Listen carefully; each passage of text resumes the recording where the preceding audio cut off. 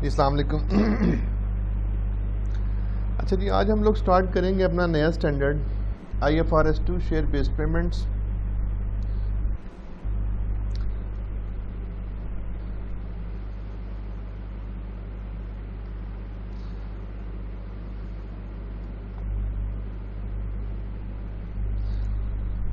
Important standard है। Share based payments has become increasingly common.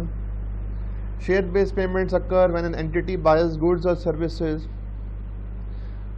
from other parties and settles the amount payable by issuing shares or share options,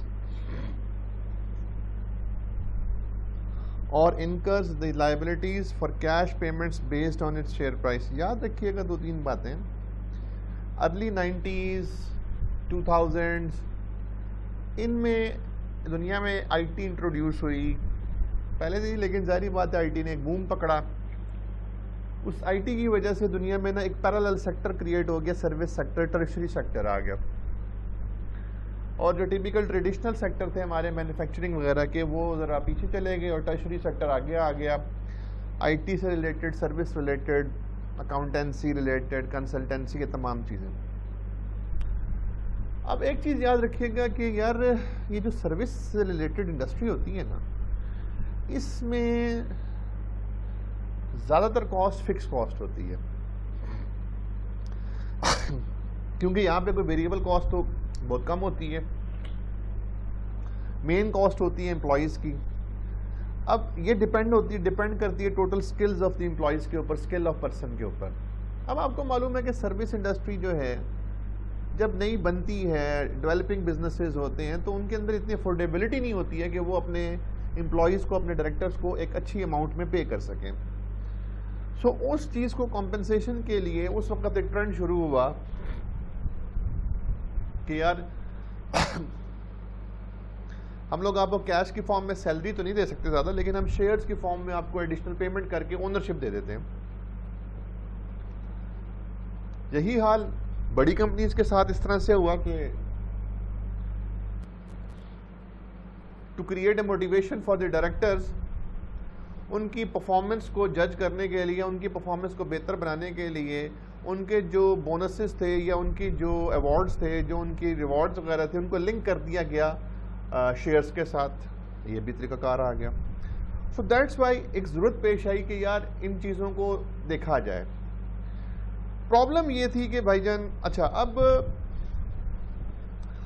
हम being an entity अगर अब बात करें तो हम लोग उन डायरेक्टर से, एम्प्लॉयज से गुड्स या सर्विसेज ले रहे हैं, उनसे सर्विसेज ले रहे हैं, किसी सप्लायर से गुड्स ले लेंगे, तो उनको हम लोग सेटल करते हैं ट्रांजैक्शन को bye paying them in shares, या फिर हम लोग शेयर प्राइस की बेस पर कैश पेमेंट कर देते हैं. यहाँ पे वर्ड यूज हुआ है शेयर्स एंड शेयर ऑप्शंस. इन दोनों में फ़र्क है. शेयर्स तो डायरेक्टली आपके पास किसी भी एंटिटी में ओनरशिप राइट्स को हम लोग कहते हैं, लेकिन शेयर ऑप्शन जो है ना, वो राइट्स टू ओनरशिप राइट है. राइट्स टू ओनरशिप राइट, यानी कि ये ओनरशिप राइट्स का भी राइट है.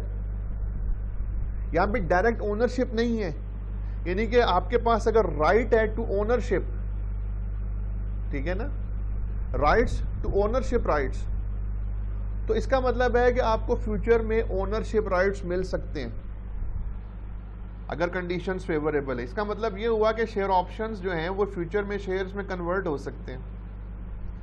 शेयर्स तो आज ही हैं.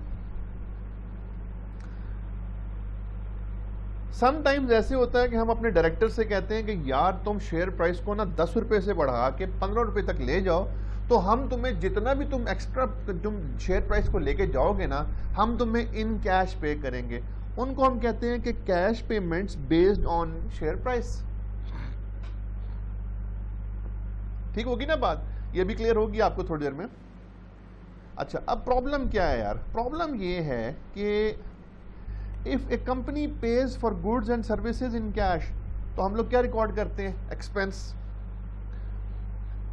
लेकिन अगर कंपनी जो है वो page for goods and services share options में कर रही है या शेयर्स में कर रही है, तो कोई आउटफ्लो ऑफ रिसोर्स हुआ? नहीं हुआ ना.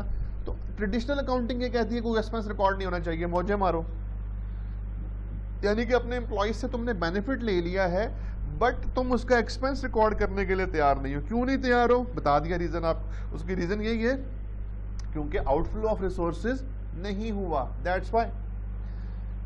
अच्छा, ये प्रॉब्लम है, ये आपको एग्जाम में पूछ सकता है कि यार शेयर बेस्ड पेमेंट्स को रिकॉर्ड करने के प्रॉब्लम्स क्या थे। ये वो डिबेट है, ये वो डिस्कशन है जो 2004 से पहले, बेसिकली ये स्टैंडर्ड 2004 में आया, 6 या 7 में इसकी इम्प्लीमेंटेशन हो गई। तो ये वो डिस्कशन है जो कि उस टाइम पे यकीनन होती थी कि यार क्या इस एरिया में स्टैंडर्ड आना चाहिए, अगर आना चाहिए तो क्यों आना चाहिए, नहीं आना चाहिए तो नहीं आना, क्यों नहीं आना चाहिए। If a company issues shares to employees, अगर तो एम्प्लॉयज़ को शेयर इशू करती है, ट्रांजैक्शन क्या हो गई है, अक्कर हो चुकी है। ये आ गए फेवर वाले लोग। ये लोग कहते हैं कि हम लोग आउटफ्लो ऑफ रिसोर्सेज के बेसिस पे ट्रांजैक्शन रिकॉर्ड नहीं करते, हम लोग रिकॉर्ड करते हैं ट्रांजैक्शन को ट्रांजैक्शन की अकरेंस के ऊपर। अगर ट्रांजैक्शन हो चुकी हुई है then we have to record the transaction, that's it. If you have received the services then in compensation you have to pay them इधर इन कैश और you have to compensate them in shares. तो आपको transaction record करने के लिए आपको उनको ये एक्सपेंस बनाना पड़ेगा। दलील ये दी जाती है कि तुम लोगों ने IFRS थी, शेयर कंसिडर वो पढ़ा था ना, बिजनेस कॉम्बिनेशन। बिजनेस कॉम्बिनेशन में एक चीज़ थी शेयर कंसिडरेशन। शेयर कंसिडरेशन ये कहता है कि जब एक एक्वायरर कंपनी है, यानी कि parent company share holding acquire करती है सब्सिडरी में, तो वो शेयर होल्डर्स ऑफ सब्सिडरी को कॉम्पेंसेशन देती है शेयर्स की फॉर्म में भी। तो हम लोग उसको कंसिडरेशन में रिकॉर्ड करते हैं कि नहीं करते? तो कहते हैं कि जब वहाँ पे क्या हमारा आउटफ्लो ऑफ रिसोर्सेज हुआ, तो आंसर था नो। जब वहाँ पे आउटफ्लो ऑफ रिसोर्सेज नहीं था, इवन देन तुमने रिकॉर्डिंग की है। सेम केस यही है कि यहाँ पे जब तुमने सर्विसेज ले ली एम्प्लॉय से, तो यहाँ पे भी रिकॉर्डिंग होगी, ठीक होगी बात।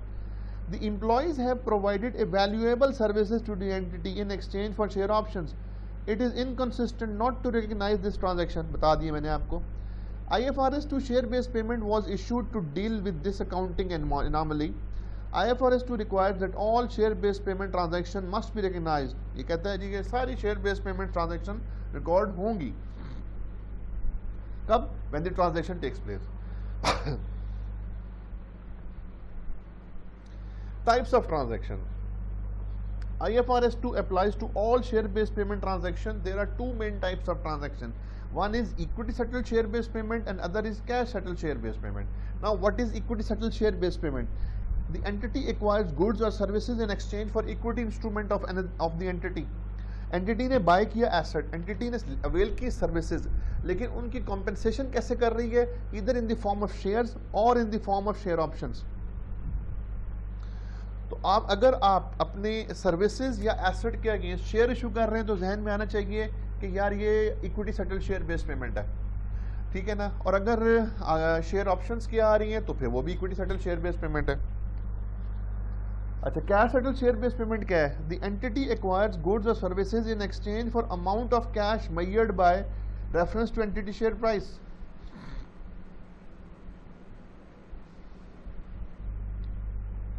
Cash settle share based payment क्या होता है कि आपने अपने एम्प्लॉयज को पेमेंट करनी है कैश की फॉर्म में, लेकिन किसकी बेस पे? शेयर प्राइस की बेस पे, ठीक है। तो यहां पे मैं इसको जरा थोड़ा सा आपको कंपेंस कर दूं कि दो टाइप्स कौन कौन सी हैं। One is equity settled share based payment, ये जो है इसकी एग्जांपल क्या है? शेयर्स या शेयर ऑप्शंस टू एम्प्लॉयज, ठीक है। इसमें हम लोग शेयर्स या शेयर ऑप्शंस सप्लायर्स को और एम्प्लॉयज दोनों को दे सकते हैं, एम्प्लॉयज को। दूसरा क्या है जी? दूसरा है cash settled share based payments. इसकी एग्जांपल है SARs, share appreciation rights. Share appreciation rights क्या होता है कि भाई आपने पेमेंट करनी है अपने एम्प्लॉयज को कैश में, किस में? कैश में, ठीक है। दैट्स वाई नाम क्या है? Cash settled. लेकिन कितना कैश पे करना है? ये किसकी बेस पे होगा? शेयर्स की बेस, शेयर प्राइस की बेस पे। ये एम्प्लॉयज को होगा खाली या डायरेक्टर्स को। जब हम बात करेंगे equity settled share based payment की, तो याद रखना एक्सपेंस तो बनेगा, इधर भी एक्सपेंस तो मैंने अभी बताया ना कि आपने लाजमी बनाना है, सिर्फ फ़र्क है क्रेडिट का। जब इक्विटी सेटल्ड की बात कर रहे हैं तो ट्रांजैक्शन सेटल हो रही है इक्विटी में, तो क्रेडिट किसे करेंगे? इक्विटी को। लेकिन कैश सेटल केस में वी हैव टू पे cash, and anything which is paid in cash या पेएबल इन कैश, वो हमारी किस चीज़ को कॉन्स्टिट्यूट करती है? फाइनेंशियल लायबिलिटी को। तो दोनों की एंट्रीज में भी फ़र्क है, एक की एंट्री है डेबिट एक्सपेंस क्रेडिट इक्विटी, दूसरे की एंट्री है debit expense credit liability. Equity settled share based payments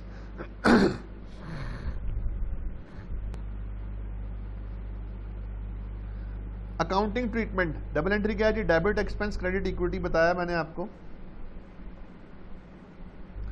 the entry to equity is normally reported in other component of equity. हम किस में रिकॉर्ड करते हैं? ये अदर कंपोनेंट्स ऑफ इक्विटी में।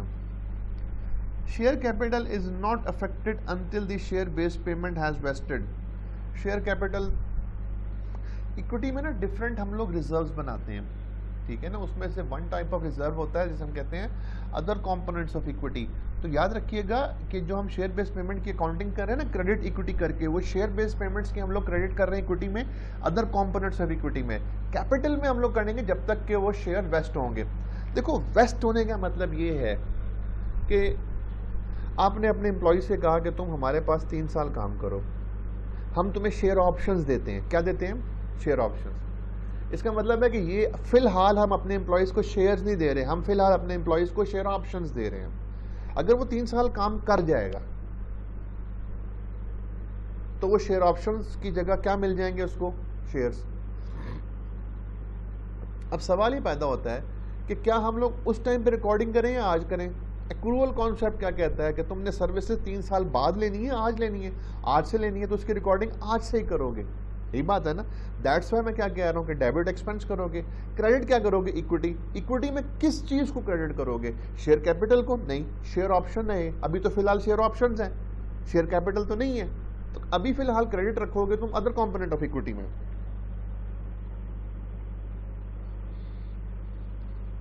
अच्छा, अब आ जाए जी मेजरमेंट के ऊपर। ये आ गया, ये पूरा का पूरा इसका क्रक्स है मेजरमेंट। बेसिक प्रिंसिपल क्या है जी? All transactions are measured at fair value. How fair value is determined? अच्छा, सबसे पहले तुमने काम करना है, ये आपके पास एक डायग्राम से डेटा फ्लो बना हुआ है, very important. Is the transaction with employee और अदर। क्या ट्रांजैक्शन एम्प्लॉयज के साथ है या अदर्स के साथ है? आंसर आया नो, यानी कि सप्लायर्स के साथ है। Can the fair value of goods and services received be measured reliably? Answer आया यस। तो measure the fair value of goods and services received at the date when they were received.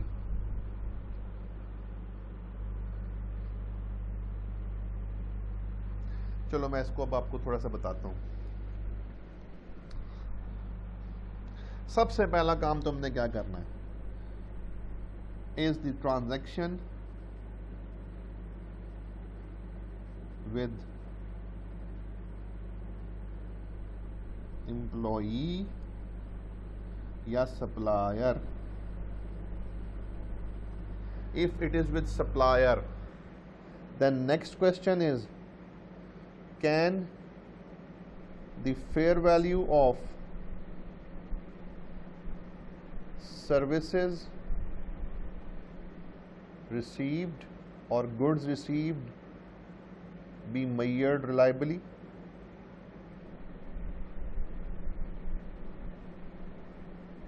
क्या हम लोग supplier से जो services ले रहे हैं, गुड्स ले रहे हैं, उनकी वैल्यू को रिलायबली मेजर किया जा सकता है?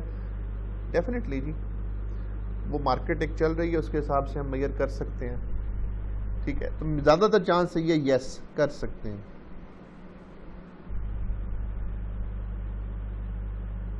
अगर तो आप रिलायबली मेजर कर सकते हैं, किस डेट को? When the services are rendered. जब सर्विसेज क्या हो जाएंगी? रेंडर्ड, या गुड्स क्या हो जाएंगी? डिलीवर्ड।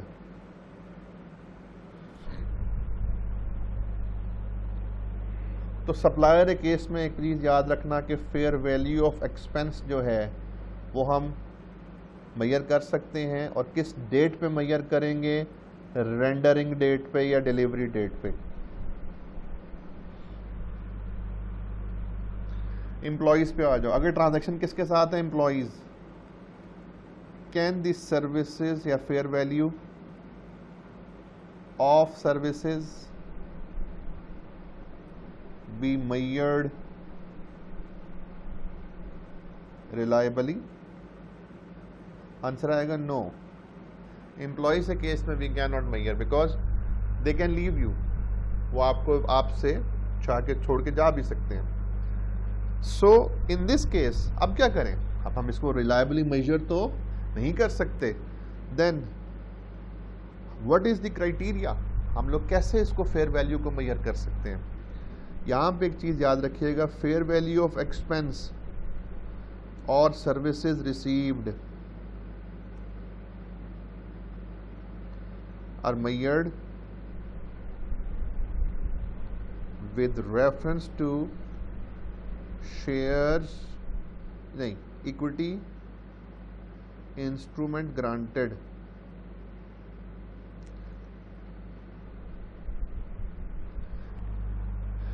मैं समझाता हूँ इसमें। देखो सप्लायर केस में क्या है, एंट्री क्या होती है, डेबिट एक्सपेंस। क्या हम एक्सपेंस को मेजर कर सकते हैं? यस, हमने कहा ना कि हम लोग उसकी फेयर वैल्यू मेजर कर सकते हैं। तो क्रेडिट हमने बैलेंसिंग फिगर कर ली, किसको कर लिया क्रेडिट, इक्विटी को, ठीक है ना। लेकिन एम्प्लॉय के केस में प्रॉब्लम ये है कि हम एक्सपेंस को मेजर ही नहीं कर सकते। लेकिन हमने ये कहा कि यार एक काम करते हैं ना, हमें नहीं मालूम कि आप हमें कितने की सर्विसेज देंगे, हम आपको यार इशू कर रहे हैं इतने के शेयर ऑप्शंस, इक्विटी मालूम हो गई ना, तो इसी के रेफरेंस से डेबिट एक्सपेंस हो जाएगा। यानी कि इस केस में एक्सपेंस क्या हो जाएगा, बैलेंसिंग फिगर हो जाएगी। यानी कि यहाँ पे डायरेक्टली एक्सपेंस की वैल्यू मेजरेबल नहीं है, यहाँ पे हम with reference to equity instrument granted measure कर रहे हैं। अच्छा कब करना है, व्हेन, 3 साल बाद या आज, आज। तो याद रखना इस चीज़ में कि एम्प्लॉयज़ के केस में फेयर वैल्यू जो है वो सर्विसेज की या एक्सपेंस की, वो हमेशा आज की डेट, और आज को हम लोग क्या कहते हैं, ग्रांट डेट, ग्रांट डेट के रेफरेंस से मेजर होगी। और इक्विटी इंस्ट्रूमेंट के बारे में एक चीज़ मैं बता दूं कि इक्विटी कॉन्ट्रैक्ट्स मैंने आपको पहले भी बताया था कि इक्विटी इंस्ट्रूमेंट्स जो होते हैं ये नॉट बी रीमेजर्ड, ये रीमेजर नहीं होते, ठीक है, ये हिस्टोरिकल वैल्यू पर ही रहते हैं। तो मोटी मोटी चीज़ क्या सामने आई कि एम्प्लॉयज़ के केस में आपको जो मेजरमेंट करनी है वो with reference to grant date करनी है। अब ग्रांट डेट के ऊपर फेयर वैल्यू एक गिवन होगी, आपको एक गिवन होगी ईयर एंड के ऊपर। आपने पहले साल का एक्सपेंस बनाना है, तो आप कौन सी वाली फेयर वैल्यू लेंगे शेयर ऑप्शन की, ग्रांट डेट वाली या ईयर एंड वाली, ग्रांट डेट वाली। ये सामने लिखा है। आप ईयर 2 का एक्सपेंस बना रहे हैं, आपको ईयर 2 की फेयर वैल्यू दी हुई है शेयर ऑप्शन की, आप ईयर 2 की फेयर वैल्यू लेंगे या ग्रांट डेट की फेयर वैल्यू लेंगे, ग्रांट डेट की। क्या लिखा हुआ है, ये रीमेजरमेंट इसकी नहीं होती है। यानी कि हर साल का एक्सपेंस ग्रांट डेट की फेयर वैल्यू के हिसाब से बनेगा। अच्छा आगे देखो अब जरा मजीद इसमें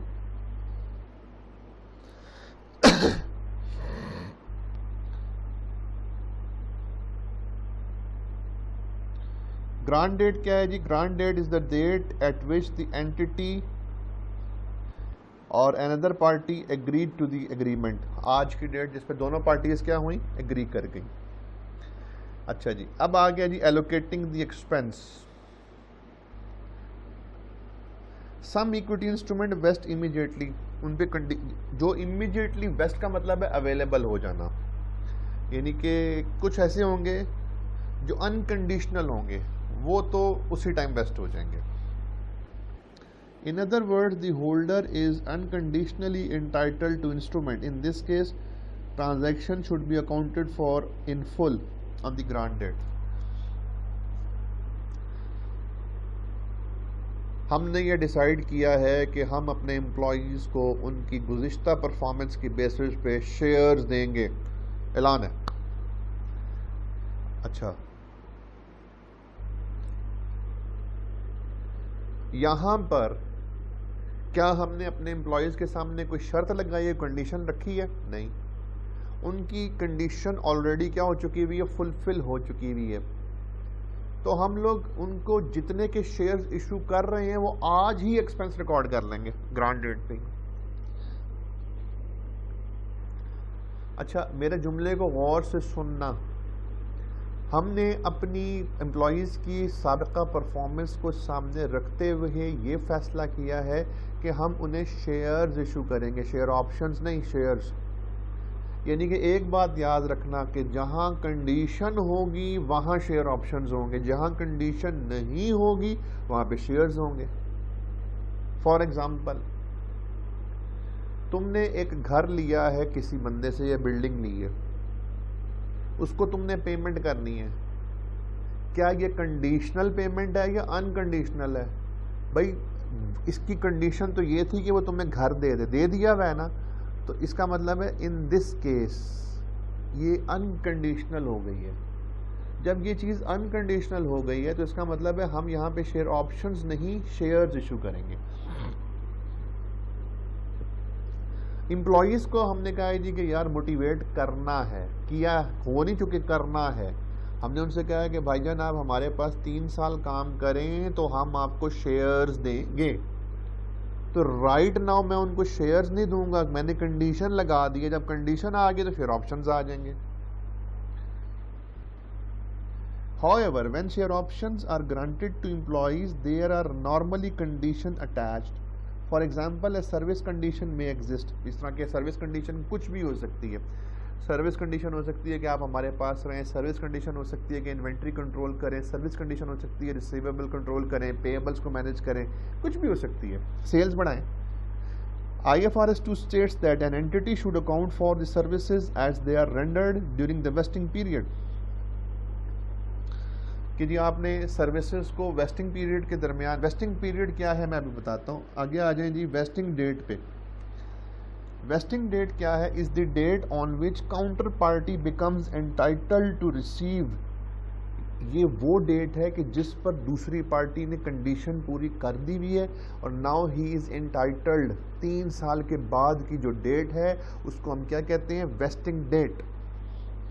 और ग्रांट डेट और वेस्टिंग डेट के दरमियान पीरियड जो है उसको हम क्या कहते हैं? Vesting period.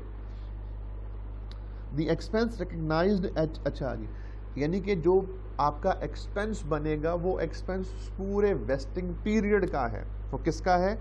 वेस्टिंग पीरियड का। ये ऊपर लिखा हुआ वेस्टिंग पीरियड क्या है? The period between grant date and vesting date. The expense recognised at each reporting date should be based on. आपने जो हर साल का एक्सपेंस बनाना है वो किस बेस पे बनाना है? The number of equity instrument expected to vest. आपने हर साल के एंड पे ये देखना है कि कितने इक्विटी इंस्ट्रूमेंट वेस्ट होंगे at the end of the period. इस बात को गौर से समझ लो ज़रा। स्टूडेंट ये समझता है कि ईयर 1 के ऊपर हमने ये देखना है कि कितने वेस्ट होंगे ईयर 1 के एंड के ऊपर। नहीं, ईयर 1 के एंड पे हमने देखना है ईयर 3 के एंड पे कितने वेस्ट होंगे। ईयर 2 के एंड पे हम देखेंगे कि ईयर 3 के एंड पे कितने वेस्ट होंगे। यानी कि हर साल के एंड के ऊपर आपने वेस्टिंग पीरियड का देखना है कि वेस्टिंग पीरियड के एंड के ऊपर कितने हमारे वेस्ट होंगे options. On vesting date the entity shall revise the estimate to equal the number of equity instrument that ultimately, आखिरी साल में, यानी कि आखिरी साल में एक्चुअल नंबर होंगे जो सामने आएंगे, लेकिन पहले सालों में एक एस्टीमेट आएगा। ठीक है, ये भी क्लियर हो जाएगी बात। एक है ग्रांट डेट, जिस दिन दोनों पार्टीज ने क्या किया? एग्री किया। ठीक है, दूसरी कौन सी डेट है? वेस्टिंग डेट, जिस पे ये अवेलेबल हो जाएगा दूसरी पार्टी को अवार्ड स्कीम, शेयर ऑप्शन। इन के पीरियड को क्या कहते हैं? Vesting period. इसमें क्या है? Wasting conditions. क्या है? Wasting condition. वेस्टिंग पीरियड के अंदर क्या चीज़ें आएंगी? Wasting conditions.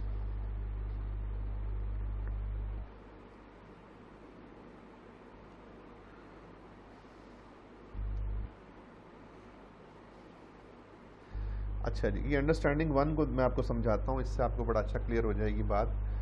An entity has reporting date of 31st December. On 1st January X1, it grants 100 share options to each of its 500 employees. Each grant is conditional upon working for, तो यानी कि wasting date क्या है? 31 दिसंबर 2003। Vesting period कितना है? 3 साल का। Wasting condition क्या है? कि एम्प्लॉयज़ काम करें वहाँ पे। और ग्रांट डेट के ऊपर शेयर ऑप्शन की वैल्यू कितनी है? 15।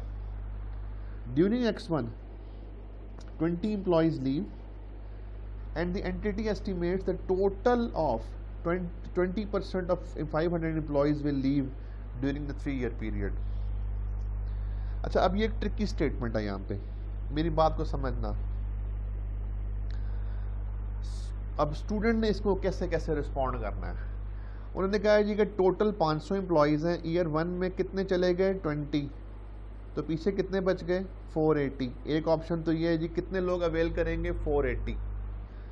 दूसरे स्टूडेंट्स ने क्या कहा? उन्होंने कहा जी कि 500 हैं, इसमें से कितने चले गए हैं? 20 चले गए हैं, पीछे कितने बच गए हैं? 480। इस 480 का क्या एस्टिमेट है? कितने लोग अवेल करेंगे? 480 का 80%, क्योंकि 20% चले जाएंगे।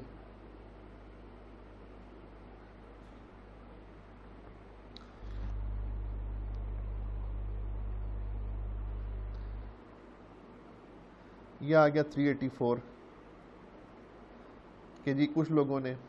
लेकिन असल में क्या है? असल में लिखा हुआ है ये 384 पता कब आता है? अगर लिखा होता कि जी 20 left and entity estimate that further 20% will leave, तो फिर तो ये बनता। यहां पे क्या लिखा हुआ है? 20 left and entity estimate that 20% of total. हमने 20% किसका लेना है? टोटल का। वो जाएंगे at the end of the vesting period. इसका मतलब ये हुआ कि भाई सीधी सी बात है, आपने 500 का 80% लेना है, यानी कितने लोग अवेल करेंगे? 400। एक एम्प्लॉय को कितना दिया? 100। कितने का आपके पास जी फेयर वैल्यू? 15। ये आ गया 6 लाख। ये पता क्या वैल्यू है? ये 6 lakh. This is the whole vesting period expense value. ये पूरे वेस्टिंग पीरियड का एक्सपेंस है। Now this is year number 1, तो ईयर 1 का एक्सपेंस कितना हो गया? 200,000, यानी कि debit, expense, credit, equity 2 lakh से।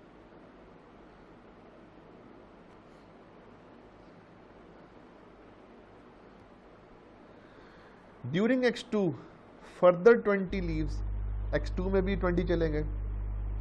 And entity now estimates that only 15% of original, again वही स्टेटमेंट कंफ्यूजिंग, 15% ऑफ फर्दर नहीं बोला, रिमेनिंग नहीं बोला, 15% ऑफ ओरिजिनल।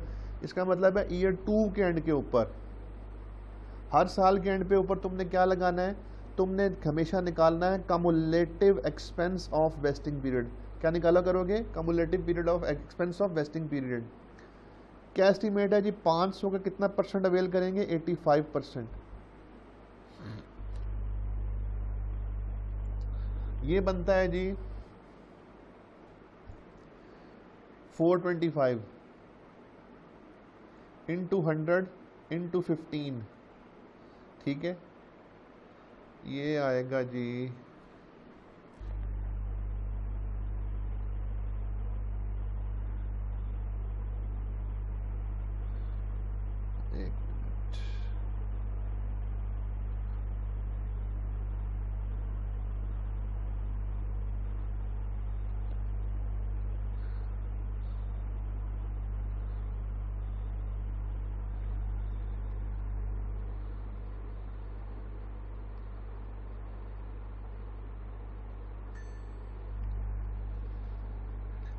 425 into 100 into 15, 637,500। ये क्या आया है? ये आया है कमुलेटिव एक्सपेंस फॉर पूरा vesting period. Now this is year 2, तो इसको मल्टीप्लाई करो 2/3 से, ये तुम्हारे पास क्या आ गया? ये आ गया तुम्हारे पास कमुलेटिव एक्सपेंस ऑफ 2 ईयर्स। ये बनता है इंटू 2 डिवाइड बाई 3, 425,000। इसमें से लेस करो ईयर 1 का एक्सपेंस, कितना बनाया था? 2 लाख बनाया था ना, तो ईयर 2 का अपना एक्सपेंस कितना आया? 2,25,000।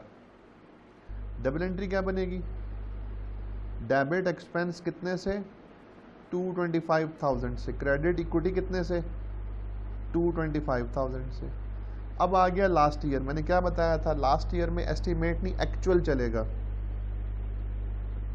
अब X3 में कितने लोग गए? 10। एक्चुअल अब देखो, अब आखिरी साल में एक्चुअल, यानी कि X3 में एक्चुअली 10 गए। X2 में कितने एक्चुअली गए थे? 20। X1 में एक्चुअली कितने गए थे? लिखा हुआ है ना 20, तो 20 + 20 + 10 50 हो गए ना। इसका मतलब है कि एक्चुअली X3 में जब तुमने cumulative expense of vesting period बनाया तो 450 एम्प्लॉयज़ पे बना, ठीक है ना। ये बन गया तुम्हारे पास 450 इंटू 100 इंटू 15, 675,000। ये पूरे वेस्टिंग पीरियड का है। इसमें से 2 ईयर्स का कमुलेटिव एक्सपेंस माइनस कर दो, कितना अब तक चार्ज कर चुके हुए? 425। तो कितना बच गया जी? 2। तो इसका मतलब ये हुआ कि ईयर 3 का एक्सपेंस कितना आया? 250,000। Credit equity 250,000। And by the end of year 3 equity कितने की होगी टोटल? 675,000। ये वो अमाउंट है जो इक्विटी में मैंने आपको शुरू में बताया था कहाँ लिखनी है, अदर कंपोनेंट ऑफ इक्विटी में।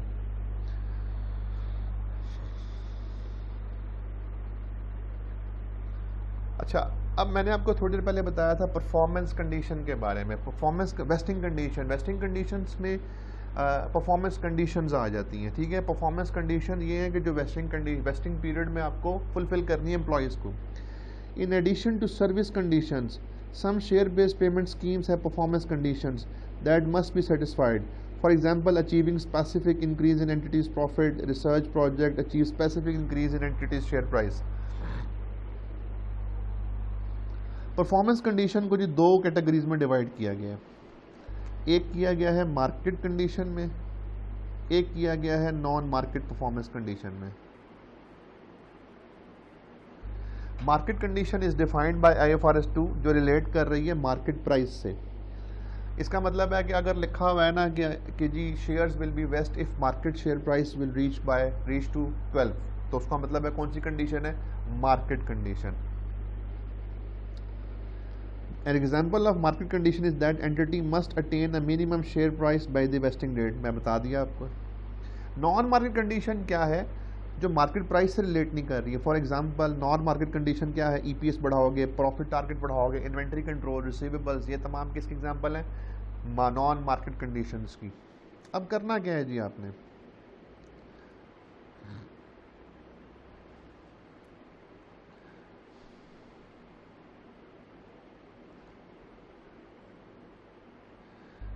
जब मार्केट कंडीशंस की बात आ रही है ना, तो ये देखें, इस पे ये चार्ट में लिखा हुआ है मार्केट कंडीशन। इनको आपने अकाउंट फॉर नहीं करना, बिकॉज ये ऑलरेडी अकाउंट फॉर हो चुकी हुई है। मैं यहाँ पे मेंशन कर रहा हूँ, वहाँ पे लिखा हुआ भी है कि market conditions have already been included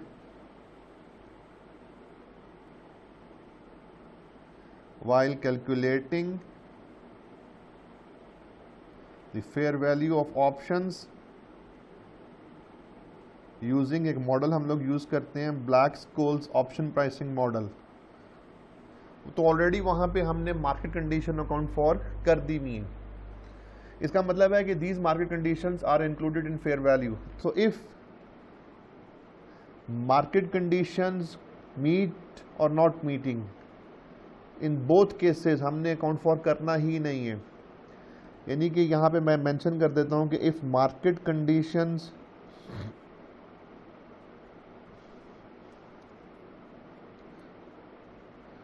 meets the target or does not meets the target, does not meet, इस केस में भी अकाउंटिंग होगी लाजमी, इधर भी अकाउंटिंग होगी ही होगी। ठीक है जी, सीधी सी बात है कि do not tech market conditions into consideration while accounting for share based payment. समझ में आई है बात की? क्योंकि ये ऑलरेडी क्या हो चुकी हुई, इंक्लूडेड है। यस, अब आ जाओ नॉन मार्केट कंडीशंस पे।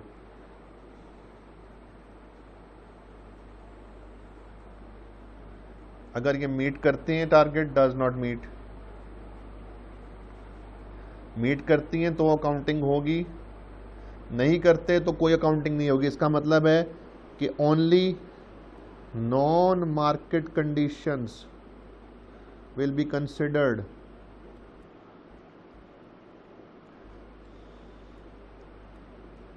when accounting for share based payments।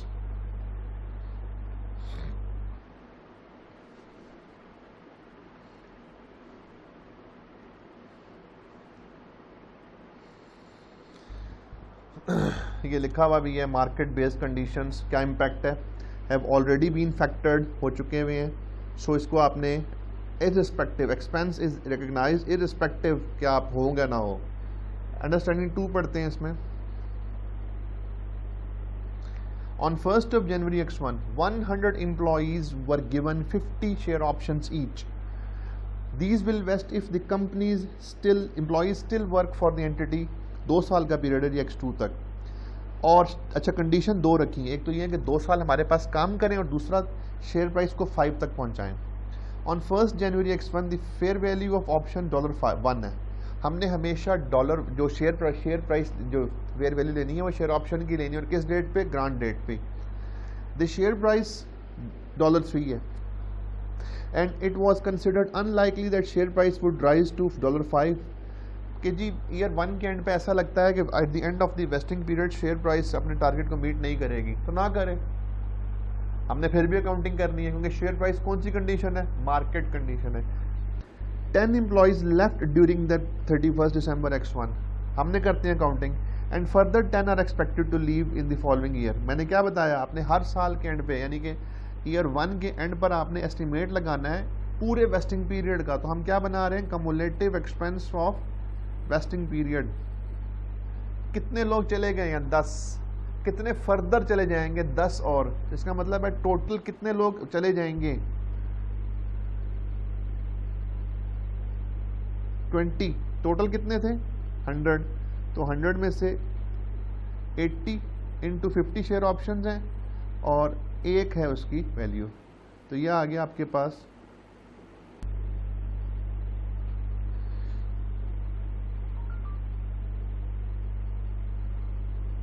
4000। 2 साल का पीरियड है तो एक्सपेंस कितने का होगा, 2000 का। बताने की बात इसमें यह थी कि क्या हमने शेयर प्राइस की बेस पे काउंटिंग की है, नहीं की है, क्योंकि उसका मैंने क्या अकाउंट फॉर करना ही नहीं है। अच्छा,